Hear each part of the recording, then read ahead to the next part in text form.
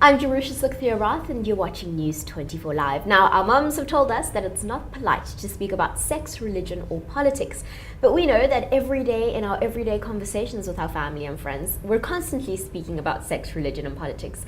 Perhaps it's a South African thing, but either way, I'm joined in studio by two opinion makers who are going to speak to us about their opinions on three topics around sex, religion and politics that are in the news. I've got Lara and Leneve with us today. Lara, Leneve, thank you so much for joining us. Thanks for having us. Leneve, you've been here before, so I'm going to skip right past you and ask Lara, why don't you tell us what you do?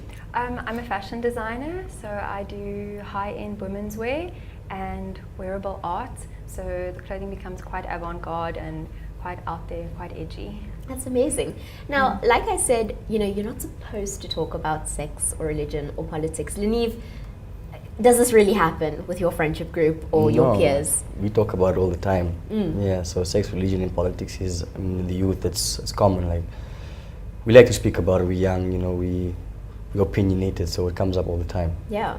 Lara? Definitely, we definitely discuss it. There's so many quite outrageous things happening in the news all the time. You can't help not talk about it. Yeah, absolutely. Now, the first thing that I want us to talk about is not exactly related to sex, but it is in a way, and it's all the rage at the moment, breastfeeding selfies, where new moms are feeding their babies and then snap a selfie of them breastfeeding. The idea is that, it's to normalize seeing women breastfeeding, because often women who are feeding their kids are told that it's overtly sexual and nobody wants to see your breast, which is absolutely ridiculous. There's nothing sexual about breastfeeding. So, Lara, I want to kick it off with you. You're obviously dealing with women day in, day out. What do you think of the breastfeeding selfies? I think it's one of those cases where it's kind of an overshare. Like, yes, it's natural to breastfeed, but does everyone need to see it? Do we need to show the public what our baby looks like breastfeeding? You are exposing a part of your body, and it might be natural to you because you see it and your baby's used to it, but does a total stranger need to see what your breast and your baby feeding looks like? I don't think so. I think it's too much of an overshare. Yeah, for me, like, breastfeeding, a mom breastfeeding her baby, it's a beautiful thing. Like, I've seen portraits, paintings and photographs and things like that, so it's like a beautiful thing, but like she said, like, it could be like an overshare, like, why snap a selfie when you're doing that? It's not sexual at all, obviously, but why? Why do that? Why put that? It's like you said, it's like becoming normalized.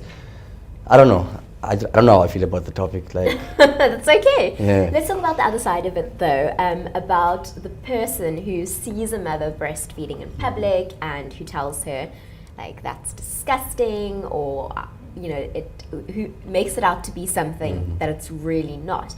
Should we have spaces for moms to breastfeed in public? Should we be more purposeful about saying, look, as South Africans, we're not going to allow moms to have to feed their child in a toilet. I mean, I wouldn't eat in a toilet, so. I suppose if you do have spaces, then they can do, because the babies get hungry, they do need to be fed, and it's the easiest thing is just to breastfeed them on the spot. But I think what makes it uncomfortable is that it's a total stranger sitting there with their breast in full view of the public, and it might be okay for the mother, but it makes you feel awkward and uncomfortable, and I mean, if you can cover up, it just eliminates that feeling. So the idea is to be more sensitive to the people around you, maybe? Yeah, maybe. I mean, if they had, like, designated areas for moms to breastfeed, that'll be great, like, to accommodate those that aren't comfortable doing that in front of the public. But I also don't think that other people should project their own things onto the mother. It's a natural thing. If your mind is in the gutter, that's your issue. I totally agree because with I you think on it's a that. beautiful, natural thing. Yeah.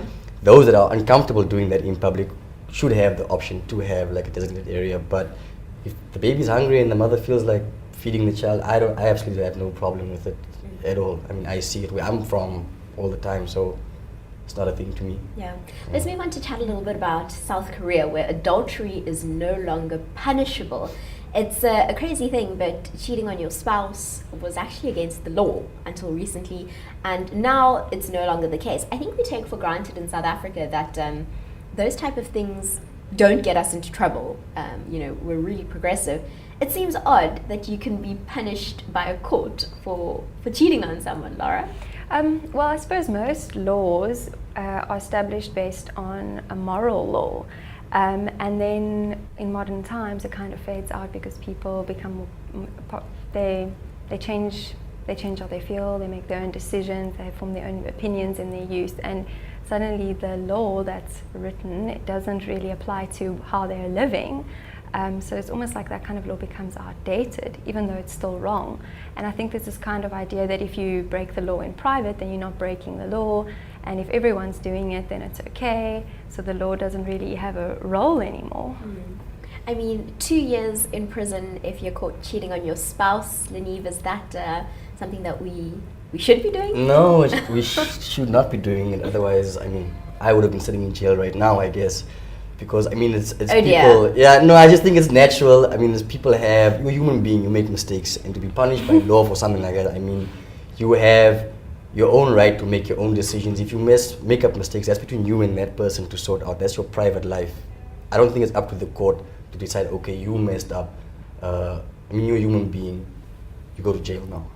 I think it's an outdated law, and I think it's great that they stop that law, and people have the right to make their own decisions and to work things out in private with their spouses. I think what you're saying is so interesting, that these laws change as society evolves, because this law is 62 years old. But you're quite right, if we hang on to every sort of rule or ideology, we're really going to get left behind. Yeah. Exactly, yeah. I think it's time people do away with oppressive laws. I mean, it's not the same as 50 years ago where, religion was dictated the laws in the country or how you should live. I think it's progressive for South Korea to do that. It's good, I think.